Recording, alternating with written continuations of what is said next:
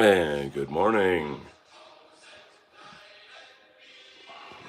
Well, it's morning for me. I had a late night last night. Erika. Mm, mm, mm. I am obsessed with this song now. It's my new favorite song. So today is my day off, hence staying up late last night, hence the tiny hangover that I have. No, I'm not an altar boy. I am not totally pure. I'm sorry if I've destroyed your view of me, but life goes on. There you go. So here I am inking some pages for my graphic novel.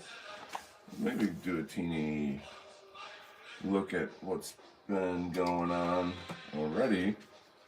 The book's about 125 pages, so this is going to be a long ride.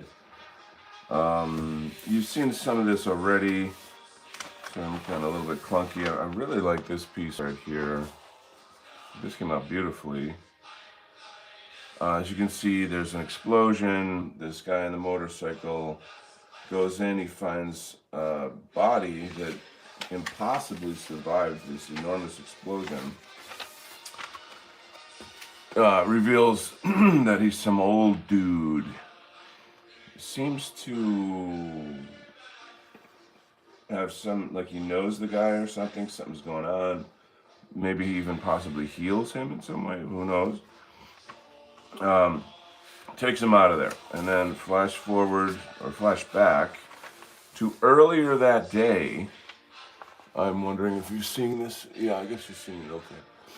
Earlier that day at the MAGA Force convention, or rally, I should say, in a football stadium, we have Judeo-Christian news talking about the adventures of MAGA Force, America's beloved superhero team. Okay, and then this is just essentially getting into the meat of, excuse me, of introducing the team, who they are, what they do. This is a pretty typical literary device that you're going to see in any TV show or movie. All right, I'm going to change the music now. Erika! I tell you, that really makes me want to throw a Roman. You know what I'm talking about? You know what I'm talking about, people? All right, let's get some tunages on here. I'm really getting sick of the jazz, but I don't want to think this through and waste time yelling across the room at you. So I'm going to pop this on, get back to the action. And if you guys have any suggestions for music that won't give me a YouTube strike, that would be awesome sauce. Is anybody here in the chat? Let's take a look. Top chat. Tricky Woo. What a cool name. Tricky Woo. I love the anthem too. Awesome sauce. Crusader 21. Ever my my man right there showing up. Awesome. Hello. Love the Erika anthem 07. I think I know what the oh 07 is. Very nice. That's cool. All right, so, pardon me. Something I've been wanting to do is one of my millions of goals in my life is to write an autobiography. And it occurred to me, well, maybe I could just tell it on my streams while I'm working. Pardon me, I've got that morning grogginess. And yeah, I thought that's maybe kind of cool because with this setup right here, I'm not like involved in some kind of deep conversation or debate or something that really takes all of my, my concentration. I can just kind of cozy chat with you guys.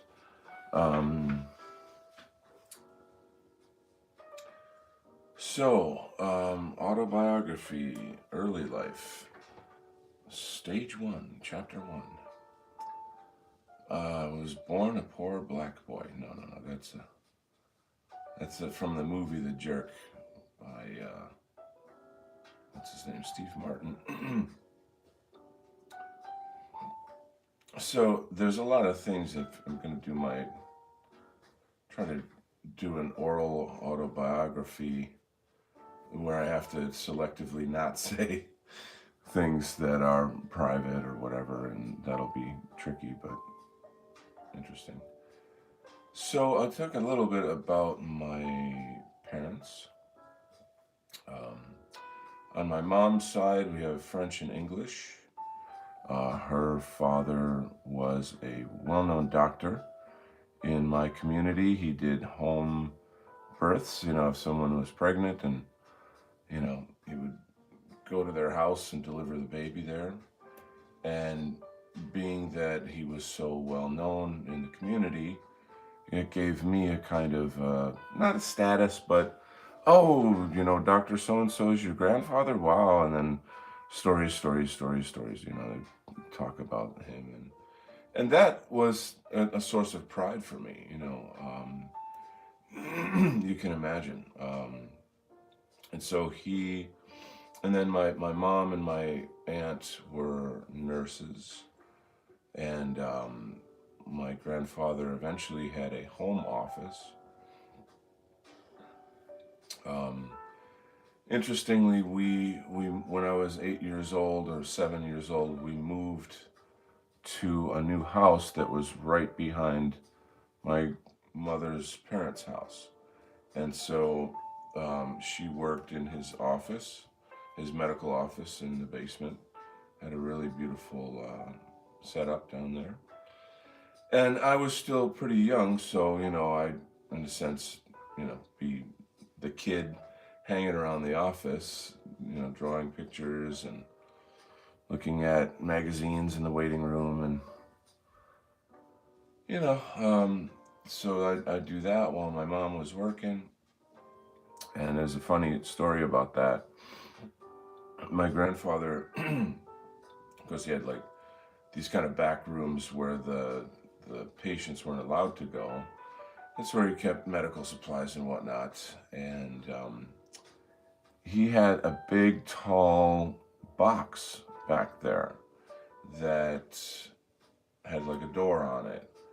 And, like any curious little boy, said, oh, this is weird. It's like an upright chest, but with a little lock, well, like a hook lock, a little door handle. And I open it up. And inside is a skeleton, a human skeleton, hanging on like some sort of a hook. And there's a feeling of both like absolute total fascination and then also a kind of horror. I wasn't scared by it, although it, in its own way was sort of terrifying. But then, I don't know, I just instinctively felt kind of sad for this person. Um, but then naturally, being a curious kid, you want to touch it, right? And you holding the hand and opening the jaws, see if all the teeth are in there, and just kind of moving it around and stuff. And then, of course, you go tell him, Mommy, there's a skeleton in the closet. I try to ignore the damn commercials on this stuff here, but on the music, I can just talk over it. So she explained to me that, yeah, I forget they had a name for her. Like Lucy or something, maybe. I think it might have been Lucy. But actually she was like a poor woman from India who, there's like a great deal of poverty in India and a lot of kind of street people, and who knows her life story, but she died and somebody sold her corpse to medical science, and somehow or other it made it to my grandfather's basement clinic office. Kind of fascinating in a way, right? Now those things are illegal today. This is many years ago. Um, I don't quite know how he, whatever he got it. I mean, I was a kid, so I'm not gonna like. One day when I'm older, I'm gonna be doing an autobiography. I need to know this information. Anyway, pretty neat. So whatever. Very close to my mom's parents. Excuse me. Their ancestors are sort of in the Vermont, Maine area. My mom's. Gotta stop and think here. My mom's mother. Sorry, my grandmother's mother, my great grandmother. They immigrated or whatever you want to call it from Quebec. So they're French Canadian, and they originally came from Fontaine in France, which is I think in the Lautrec just county, or I don't know what to call it, province, um, which is pretty interesting. Sort of southern central France.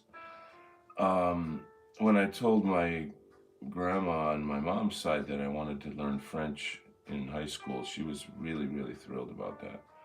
Unfortunately, my girlfriend in high school at the time screwed that up, and I ended up taking Spanish just so we could do our homework together, and then we broke up over the summer, and I was stuck taking Spanish.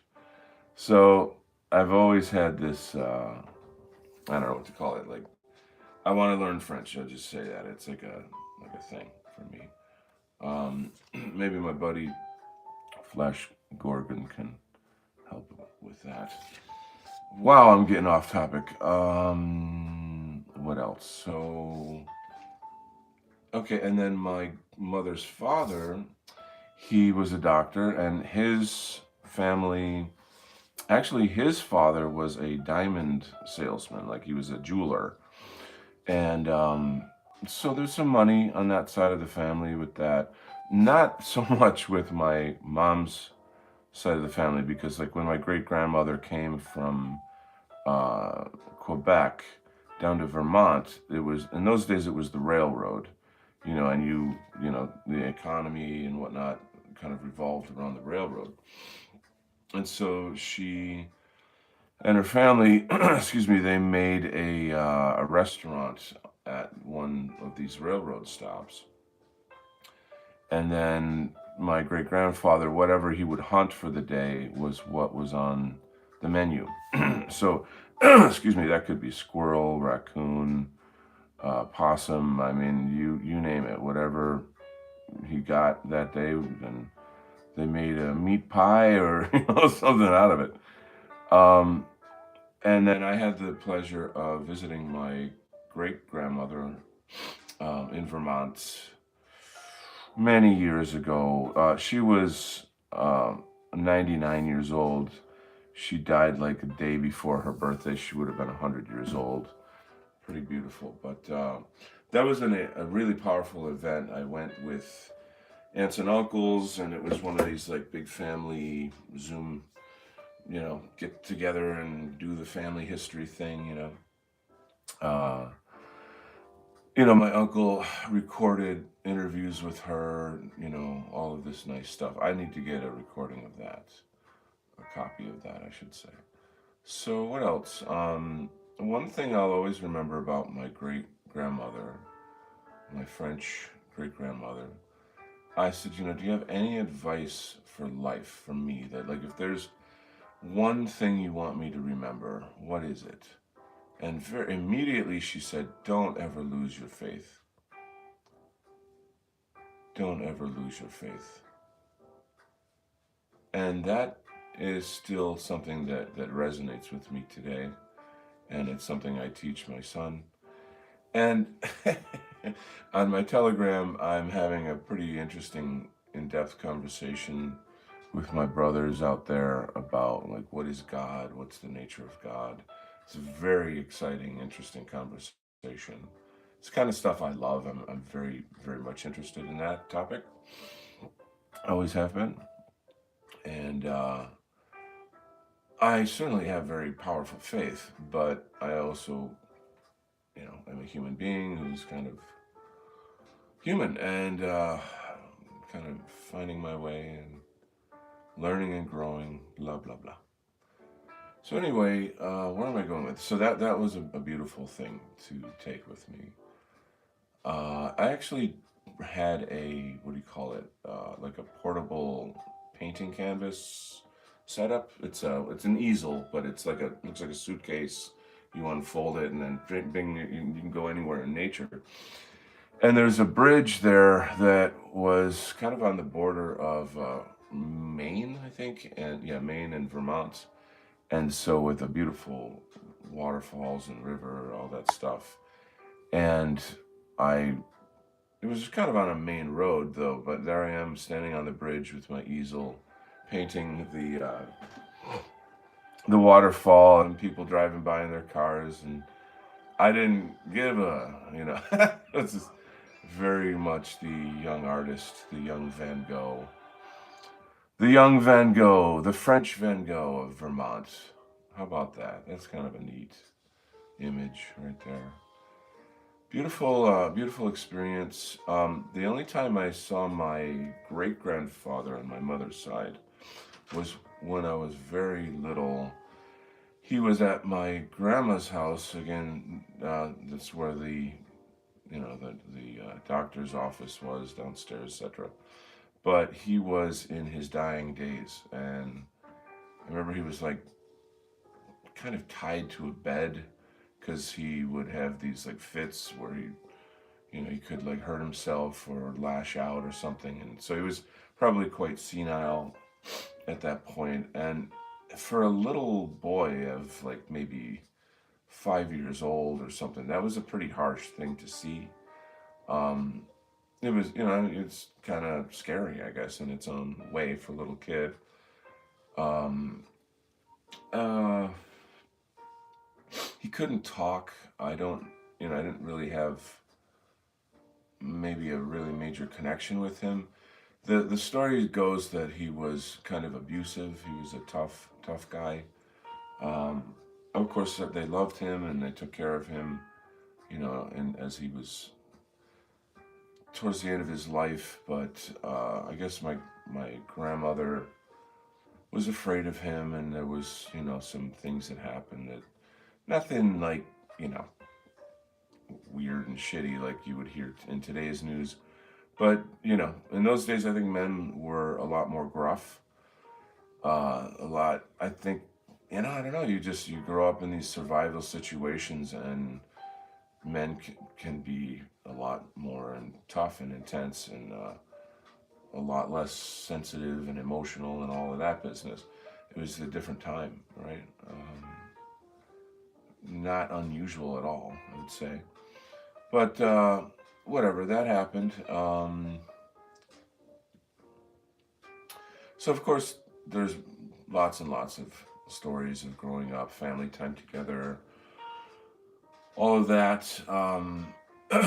My another thing, my mom's father, the doctor, he had polio when he was a child. And this was a big thing in that generation. It was like an outbreak of polio, and a lot of people got it, and he got it. And I even remember drinking a polio vaccine in elementary school or grammar school, however you call it, years ago. So one of his legs was significantly shorter than the other, and he had this boot that he had to wear that was kind of like a Frankenstein boot. It had a really tall heel or foot platform on it. Um, and, when he was around the house having family time, he would take it off and sit in his lounge chair and, you know, joke around with us kids. He had a good sense of humor. We just had really, really, really good family. Very, very strong family bond. My mom's family had 5 kids, so you had aunts and uncles and cousins, running all over the place, and just good times. Really wonderful. And the point of that, like if this story were an actual book that you were reading, and you were read it from cover to cover, the story would be about the destruction of a family through modernism, globalism, the New World Order, the vaccine, all of the Zionist psyops that exist in our culture, in our media. It would be a portrait of that, of how good we had it as a people, of European descent, and how over time all of these insipid, evil plots took hold and destroyed my family almost utterly. And that, in a sense, would be the kind of the theme of the book, and not the whole theme. There's a lot more to my life than that, but it's a tragic story. That's why I feel like this story is worth telling, because I've had an amazing life. I don't know how else to put it, but yeah, great highs and great lows, amazing, wonderful, beautiful, powerful things, and then traumas and tragedies that are off the charts. And so I just feel compelled, like I just sort of, that song, like I just want you to know who I am. It's kind of that instinct that I have. Also, maybe it being the end of the world, it feels like it's time to have a little autobiography that maybe will somehow last or something. Ooh, I'm getting a little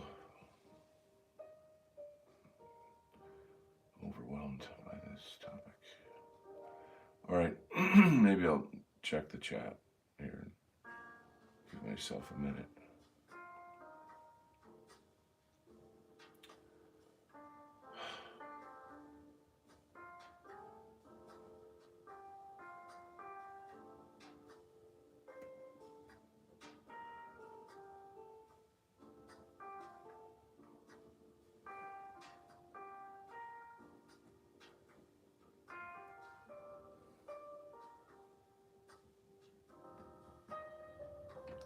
I'm gonna check the chat and see what's going on. I hope that the visuals are working out okay.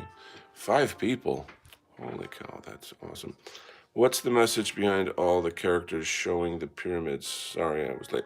Let me get into this. Okay, hang tight. I'm gonna just go back to the earlier chats if there are any. Keep the faith, brother. Yes. Howdy from Cologne. Yes, my brother from Cologne is here. And I know I'm not pronouncing that right, but I know you'll forgive me. God bless you. Good to have my German friend here. We were playing Erica earlier. I think I'm going to have to put Erica on again. I'm going to run and do that real fast just to lift up my spirits. Hang tight.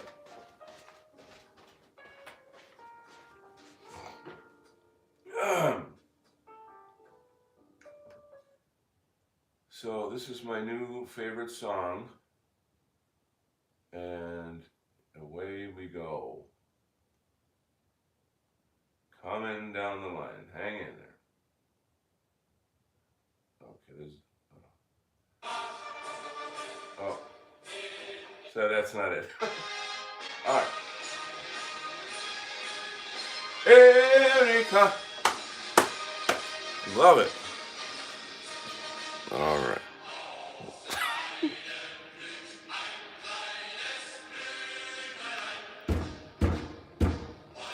Loving it. Okay. Oh, cool. I did a different version of Erica because former chancellor's name was Erica. Oh, right. Erica Merkel, am I right? Anyway, let's read what we got here. That's cool. What's the message behind all these characters? We're going to get to that. Hello, everyone. Thank you so much for coming, all of you. And so what is the message? Okay. I feel as if I will do it in the German accent to make it more dramatic. We ask the questions here. Okay, so I'm kidding. That's just like a Hollywood thing. So in this story, there are these.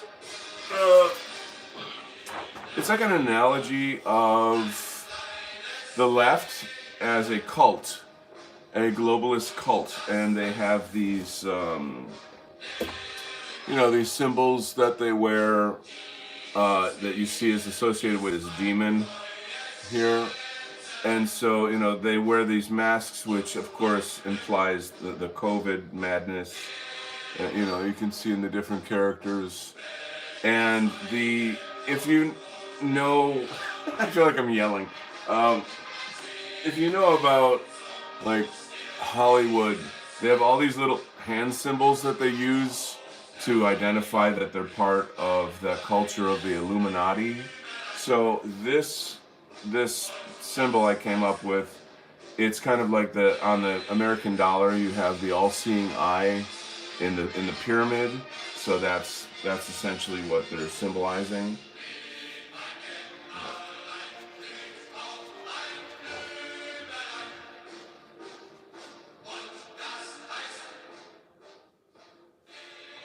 Okay, that's a little loud. I don't want to compete with that.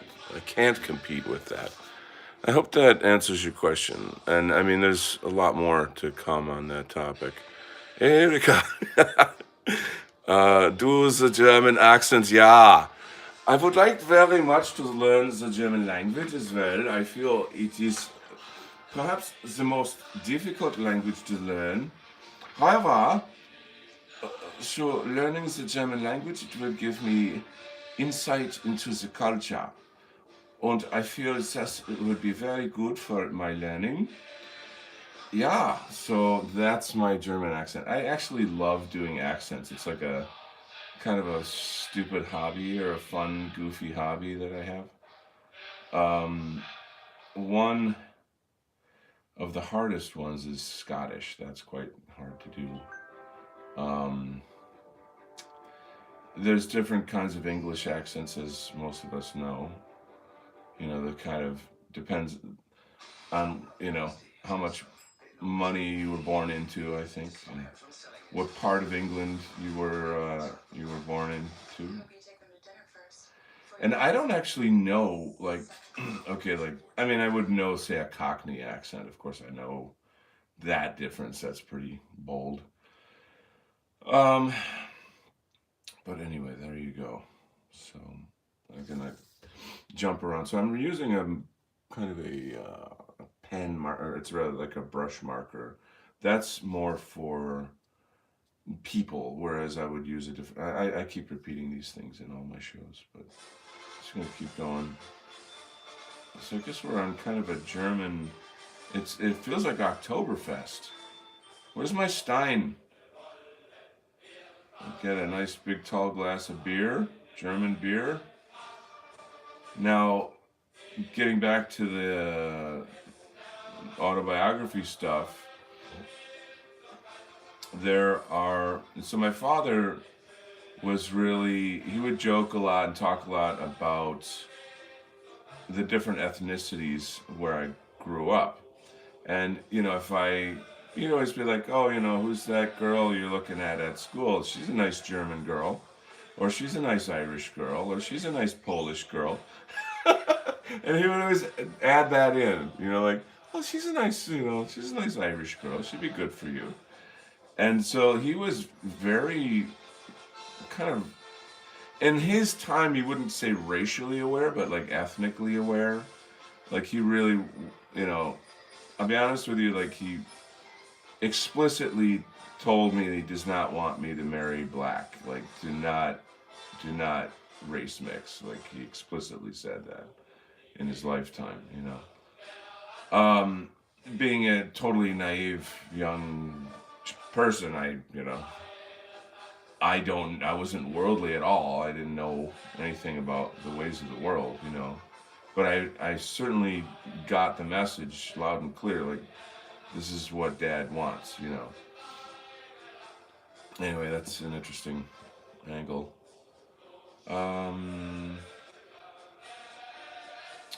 So yeah, that's another part of the biography.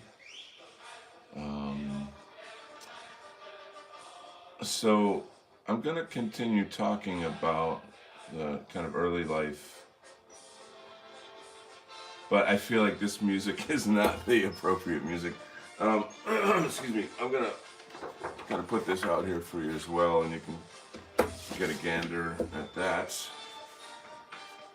And I'm going to goose step over to the music and change that.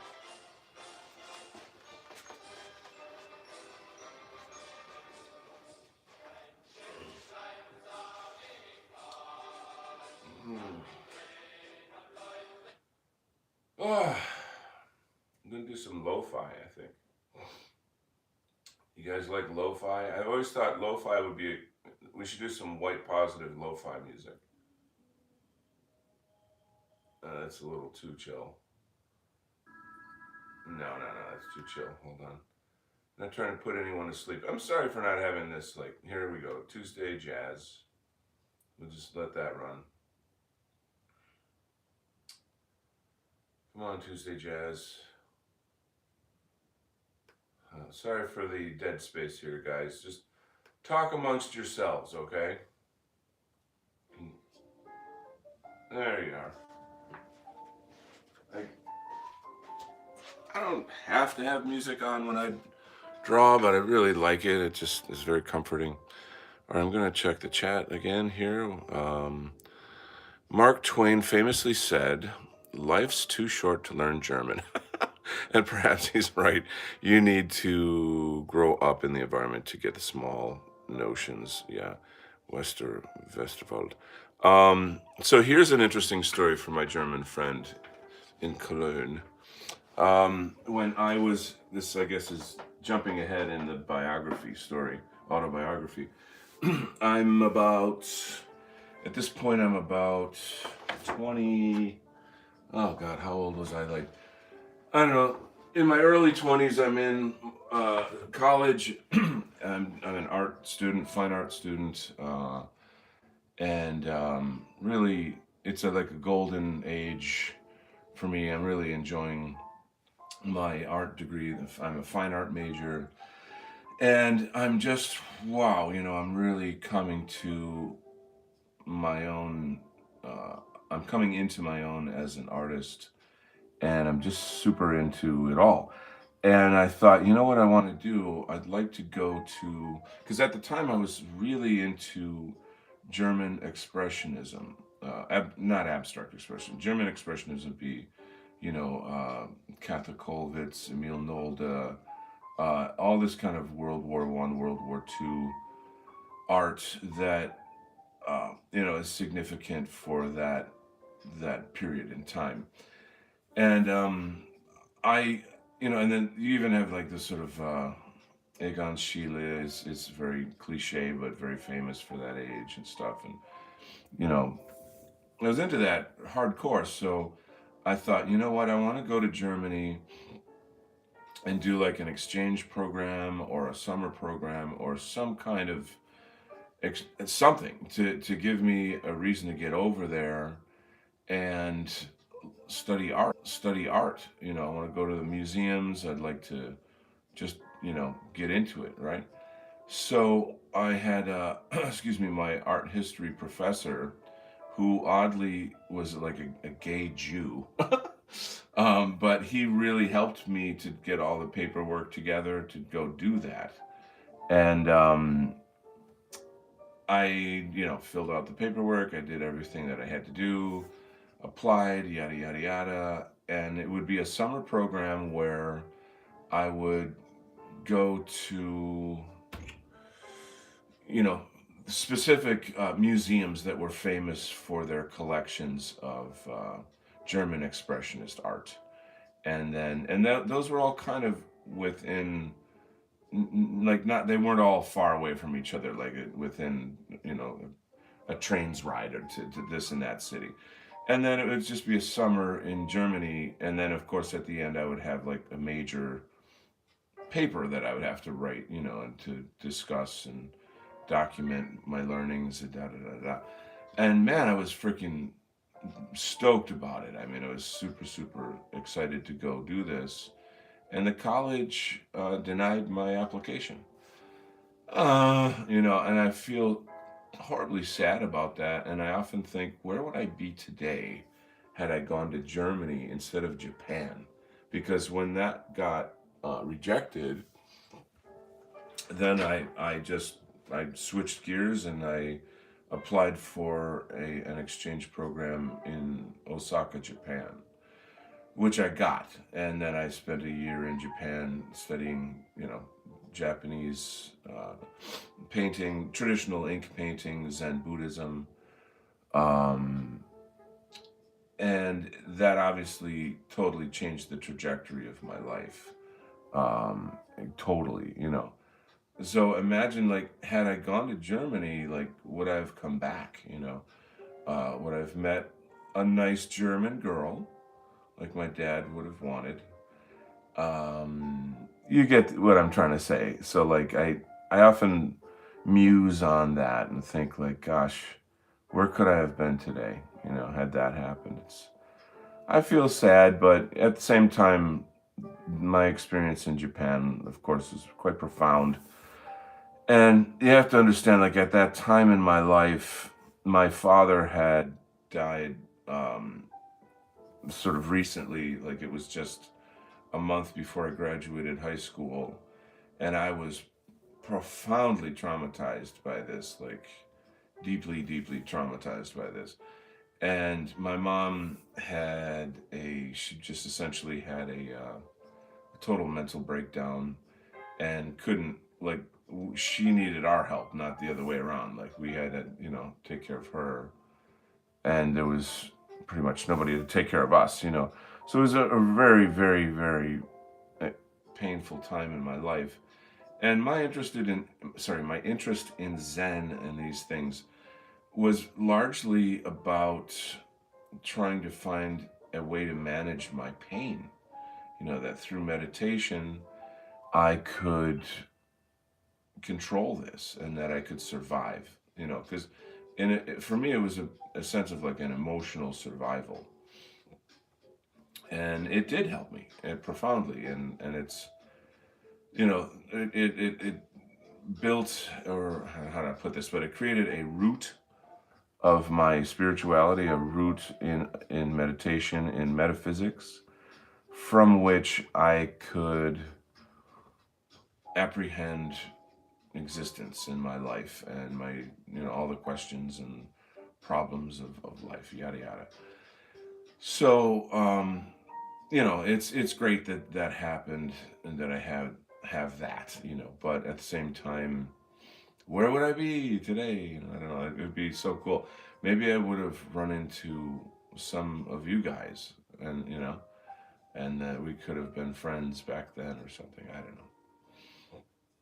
But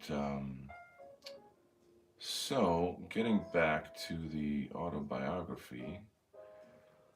Okay, I was talking about my family in Vermont. Um, I mean, it's the kind of thing that you could just talk and talk, could go on and on for days, but I'm just trying to get, like, the main bits in there. So my father's family, okay, very different. We're talking about Irish coal miners. So, you know, going, like, French and English doctors and jewelers to Irish coal miners in Pennsylvania. That's quite a big difference in terms of class and ethnicity and these kinds of experiences. Um, my, I guess, I don't know if it's my great grandfather or my great great grandfather, but he owned. I should know that. So that would be my grandfather's father. I believe it's my grandfather's father. My grandfather's father had 19 kids, maybe 20, but I mean, many of them died in their youth. And so whenever I meet someone with my last name, excuse me, my real last name, I'm gonna sneeze.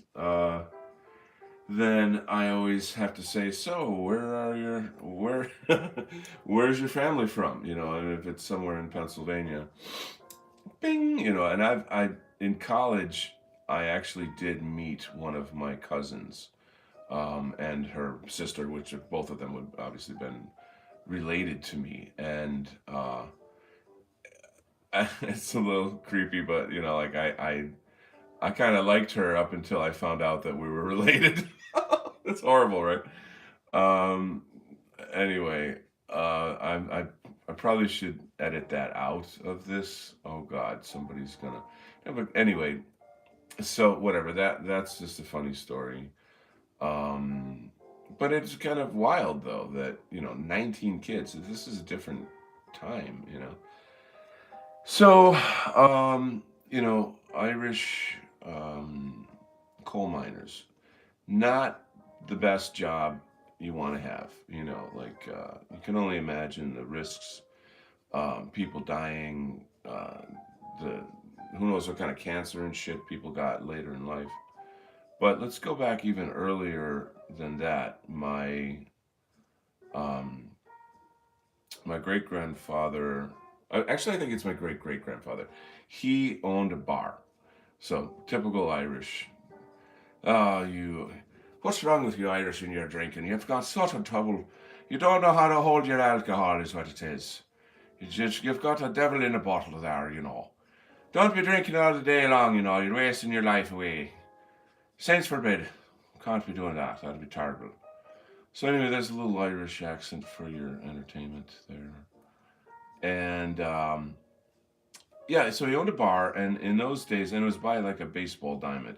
And I actually went on like a family reunion, and I saw this baseball diamond. So it was pretty awesome for me to experience that and be like, wow, gosh, this is my real family history here, in the physical location. Um, so what's the point? So he, excuse me, he had a bar, and the point I'm trying to get to here is that in those days, if men had a quarrel, they went and fought it out, like with their fists, and they would get out of the bar and they'd go into the baseball diamond and duke it out. But the rule was the winner had to buy a beer for the loser and then drop it, and it's over. You know, this is kind of like Peaky Blinders type stuff. You know what I'm talking about? Like the first, if you guys have seen Peaky Blinders, like the first season is drop dead amazing. Like it's super freaking awesome. I love it, and I feel, excuse me, I feel a real strong kinship with those characters. I mean, I don't come from like a family of gangsters or something like that, but it's just the time and the culture and the energy, the sense of family, the kind of the manliness of it all, and all that cool stuff. So check that out, and then you can kind of envision my ancestors, I guess. Anyway, here's the deal. My great great grandfather was, he had a beef with some dude, and they had to go out and fight it out in the baseball diamond. But the problem was, it was raining at the time, and my ancestor got like pneumonia or something, and then died from that. So that's a kind of a, one of the family history things is like, how he died, Um, kind of interesting. And I'll be honest, I do think about him like periodically. And I envision this like tough son of a bitch Irishman, fighting in the rain, his bloody all over his face, and, you know, going at it, and like fighting for his honor, you know? It's such a different time. Like, it's such a different time, a different way of like experiencing yourself and your people and all that. I'm just quite fascinated with these things. So I guess I'll jump up and check the chat, see if there's anything going on. I should try to center this more. Stop being an idiot. All right, let's look at the chat. I saw many works of Mark Franz in the Pinakothek in Munich. Really worth a visit. I'm quite sure of that. Yeah. My great grandfather was a Polish Pennsylvania coal mine. Well, maybe they knew each other. You know, I mean, it's not impossible. Um, so that I feel like it's interesting to kind of think about these things and try to measure how we've changed from then to now. I feel like it's critical for us as a movement to have a sense of time and family and ancestors.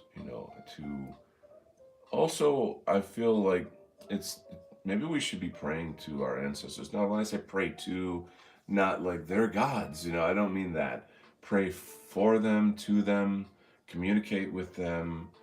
Um, since my mom passed away last year, every single night I lean over her chair and I hug her and kiss her and you know tell her good night. And it's I'm not gonna get choked up about it, but you figure they can see us, but we can't see them.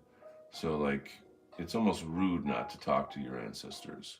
If you think about it. So this is, and not only that, like ancestor worship, which is maybe not the best term, but that's an indigenous practice of indigenous cultures all over the world. So, before Christianity, you had, I would assume you had that in like Germanic pagan religion practices, etc. So we could have somebody else who's more knowledgeable about that and talk about that. But I feel like we need to integrate um, this into a kind of racial spirituality that we have to, in some way, um, what's the word I'm looking for? Codify or make ritual of the practice of praying to our ancestors and letting them know that we know they're watching and that they care, they're with us. Try to imagine having children dying and then watching your children go through their lives and not being able to communicate with them, in a sort of normal way. My mom has done some pretty crazy um, paranormal things around the house, and there was another one that happened somewhat recently. There's just this specific light in the living room. It's a touch lamp. You there's no knob on it. You can't like turn a switch. You have to touch it, and then it'll come on. And I don't normally have that light on, and we were coming up to the date, the 1 year anniversary of her death. And I came home from work that day and that light was on. I asked my son, "Did you turn that light on?" No. So these lights don't come on by themselves. It's not some weird electrical thing. You have to touch it to trigger it to come on. So I was like, I know you're here, Mom. I know. I love you. So,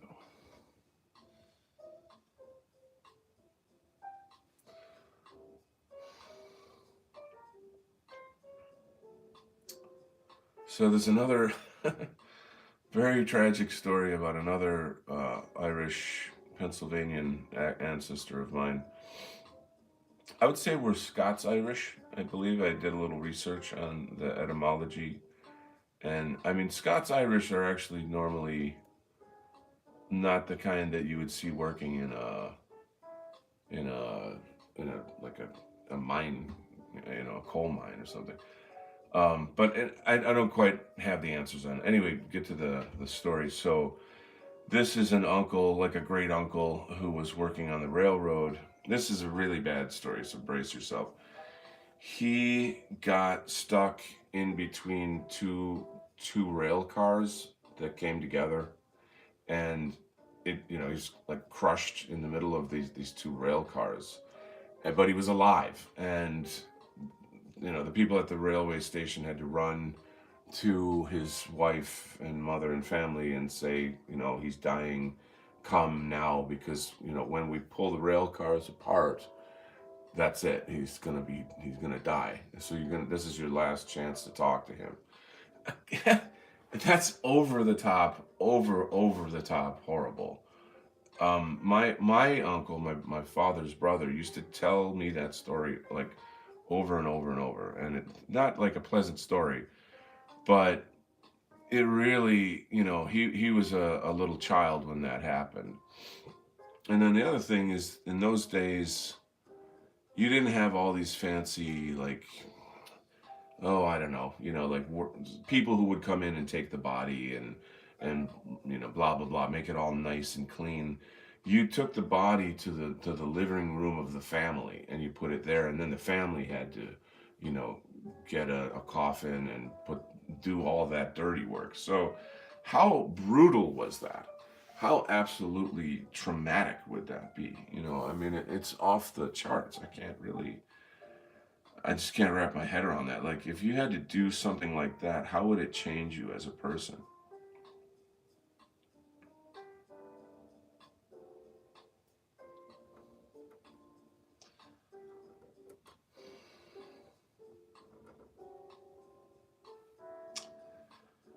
So that's a little dark. Maybe I can tell some nicer stories. Where am I going here? So eventually, okay, my grandfather. Here's the deal. The people who, how do I explain this? The coal mine would change ownership like every few months, and that is some sort of a mafia that ran it basically, and they never gave benefits to the workers. They just, they shit on the workers basically. That you, in a sense, it was, I guess, a kind of slavery in a way. Um, and it's just an industrialization. You can try to imagine being an Irish coal miner in Pennsylvania was not a glamorous lifestyle. It was not an enviable lifestyle. And so my grandfather realized, like, I got to get the family out of here. I've got to do something to you know I've got to improve their lives.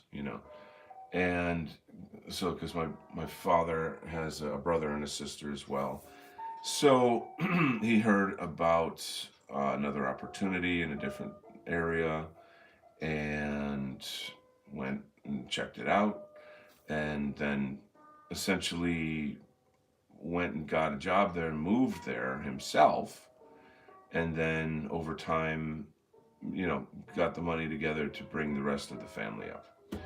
So that happened, and that's more or less how I got to where I am.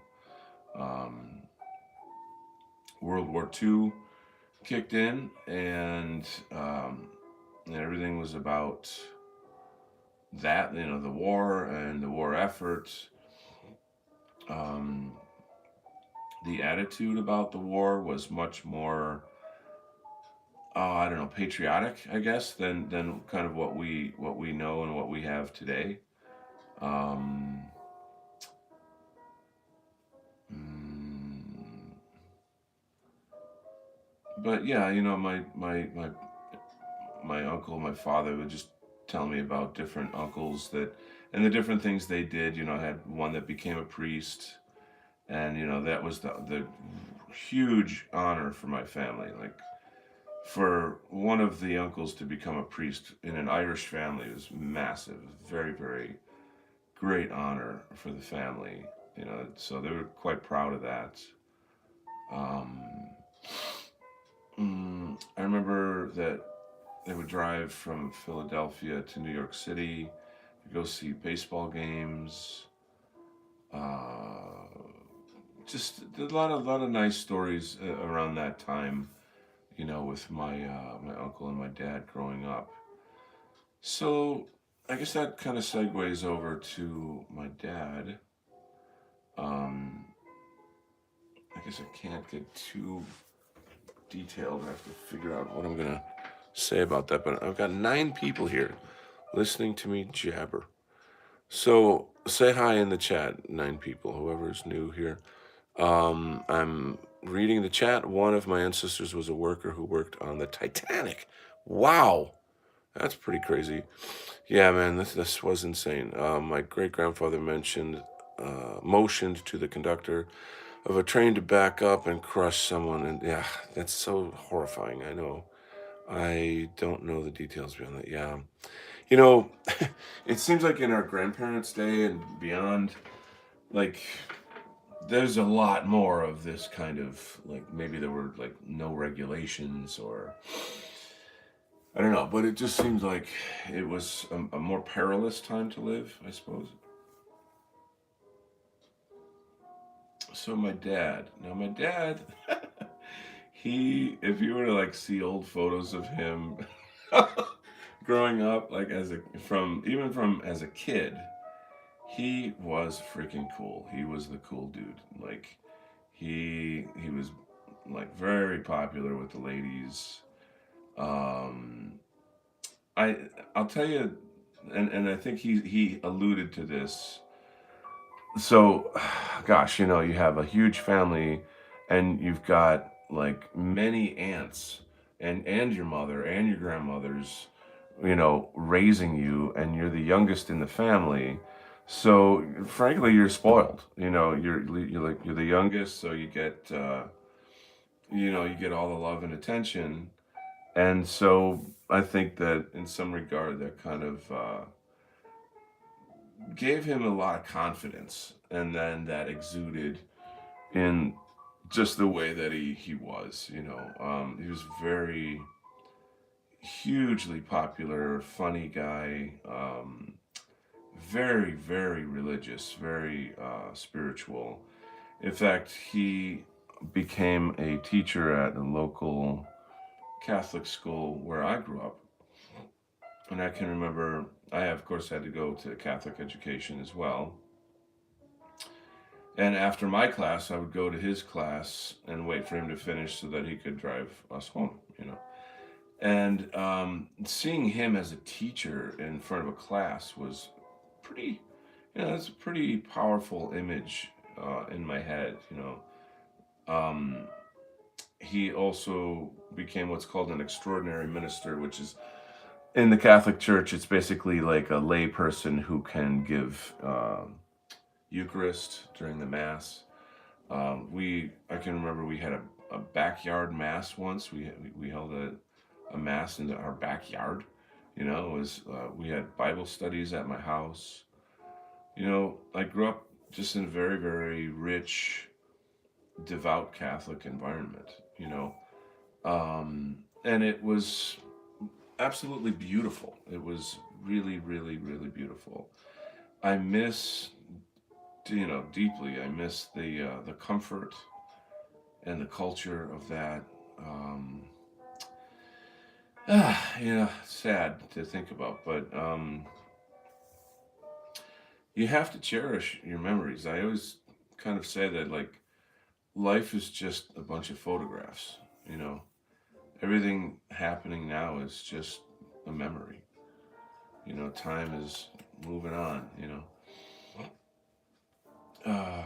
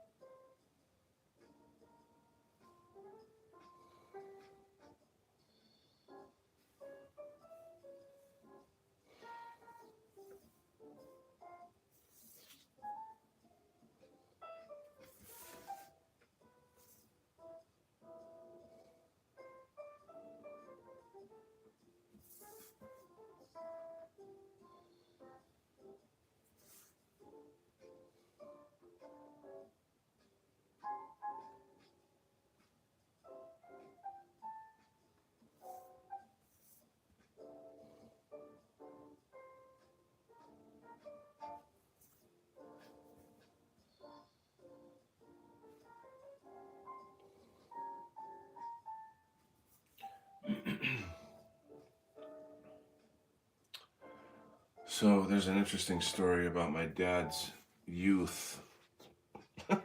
Sorry, it's another bad one, but it's these things, they just pop into your head and then you kind of share them. So he went to Catholic school, of course, and there was a nun there that was very evil. And I almost feel like this story is almost like a myth in my family. Like it's a legend, but it's not true because it's too horrible to think that it's true. But she, this nuns back then were pretty cruel to children, and if he had gotten in trouble, she would lock him in a closet with rats in there. And so my dad probably talked in class and just did normal kid things, and then that was the punishment. Pretty off the charts. Anyway, my dad had a very, very bad phobia of mice and rats.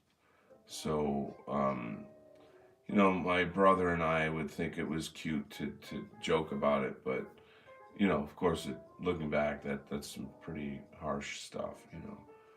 Um, there's actually some other stuff that's just not really worth mentioning because it's pretty ugly. But regardless, my dad was a good Catholic.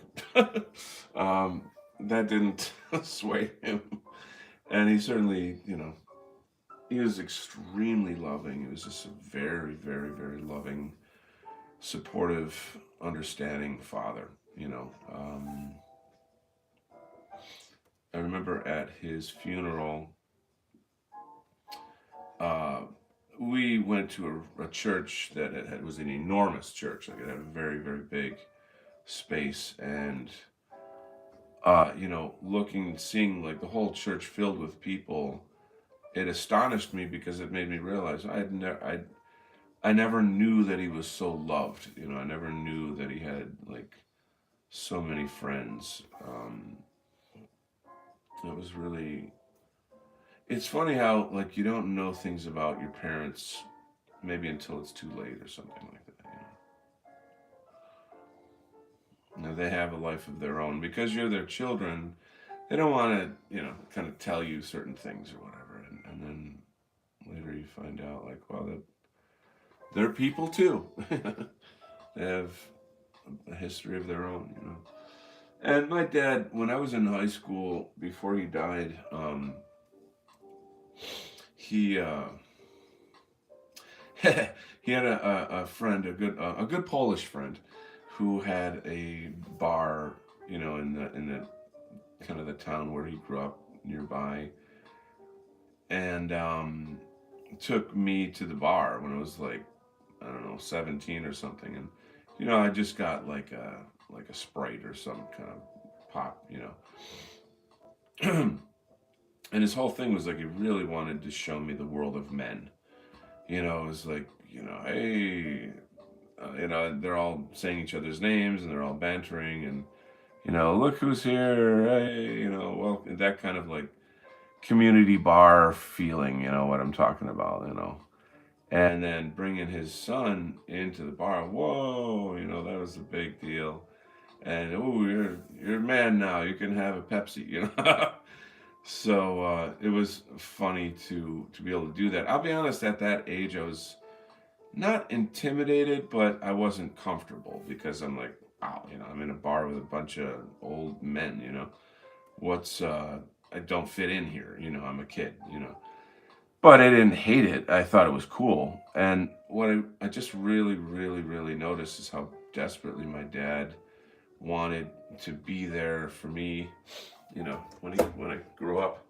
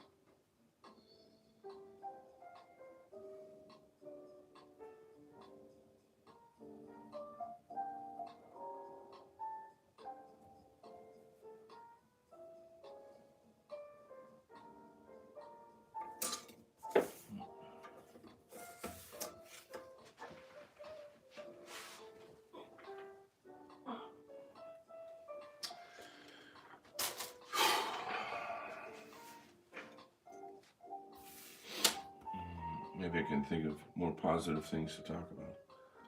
Um, yeah, so back to the family stuff. So, Dad had a lot of fun, and his the best man in his wedding, which is one of his best friends, a nice Polish guy.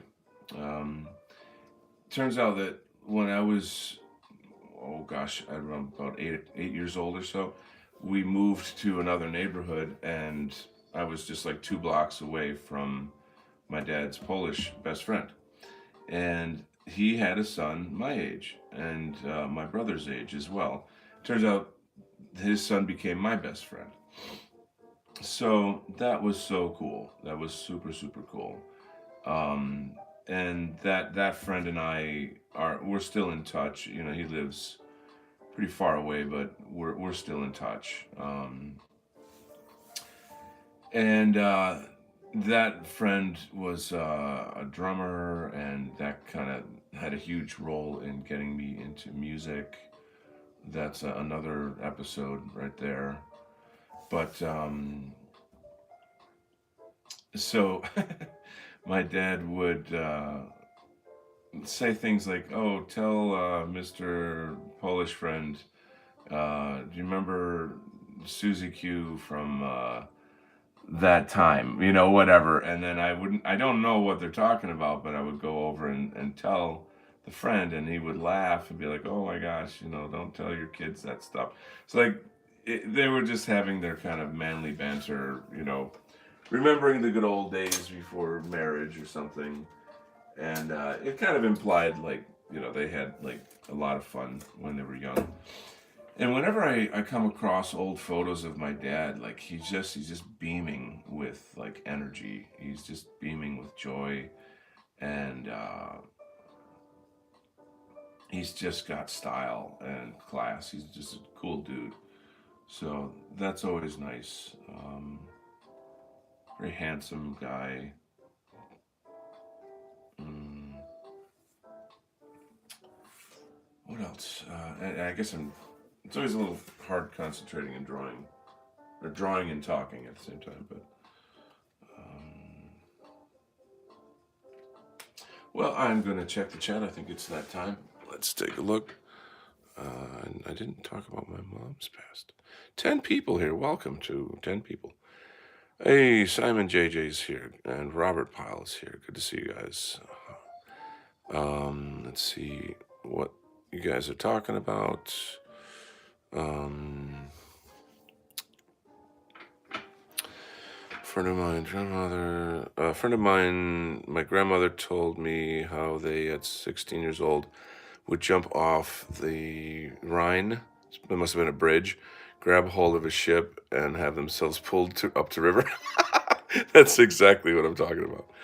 If you jumped off the bridge today, the lifeguards would put you in an insane asylum right after pulling you out. Right? Yeah.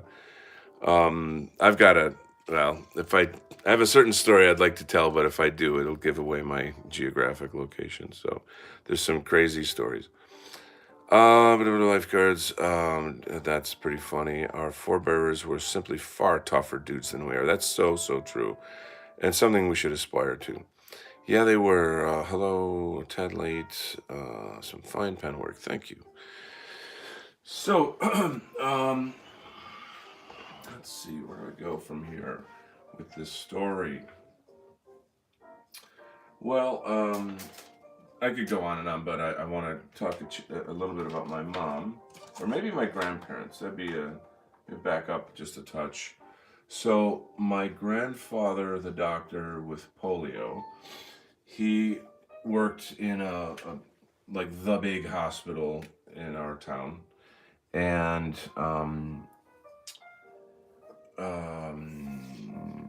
what was the case?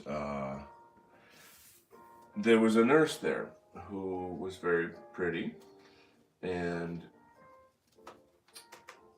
that nurse turned out to be my grandma.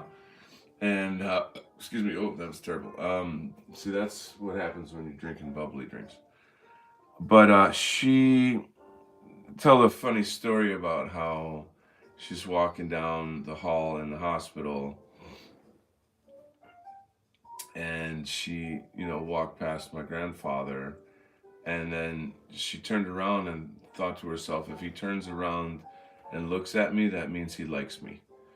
And she waited and she waited, and zing, he turned around and looked at her, And that's a true story. I mean, I think that there is a scene in a movie somewhere with that Clint Eastwood something something. But anyway, and I mean that's actually that still holds true, right?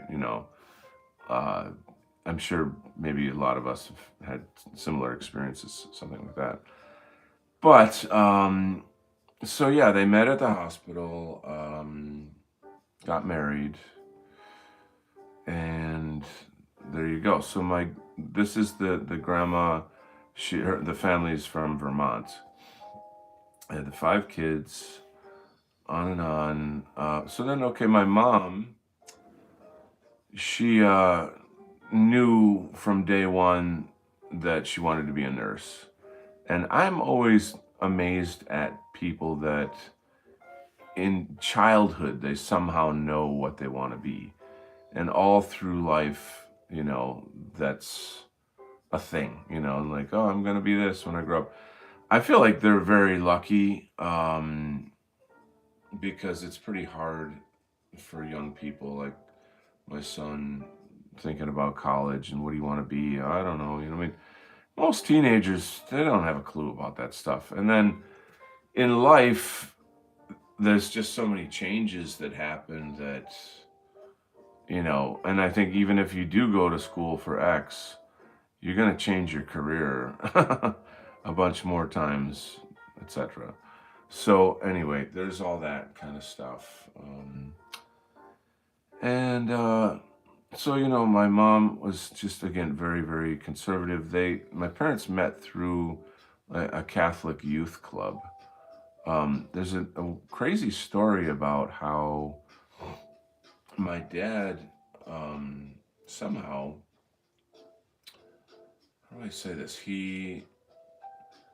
Years earlier, he was at my mom's church, and was asking like, oh, who's that guy down there? Or who's that family, that big family with the five kids? And oh, that's the so and so family.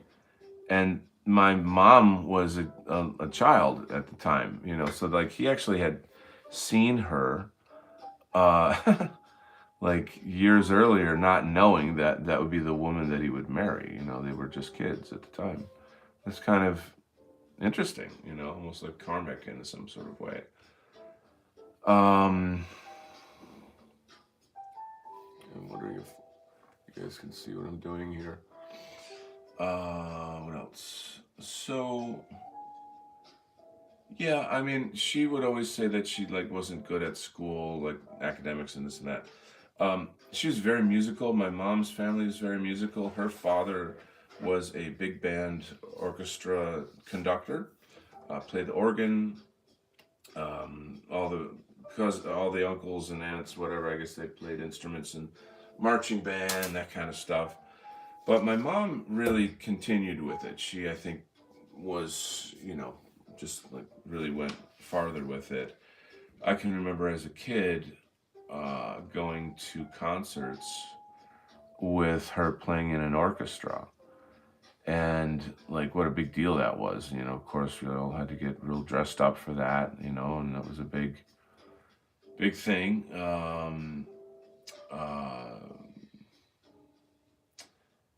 so yeah, I think it was just really cool. And then of course there's always a piano or an organ in the house, and she would play that during like holidays or other times and such. So you know what? I am getting a message, and I'm gonna have to cut this short, unfortunately, because I just found out that somebody's trying to reach out to me here.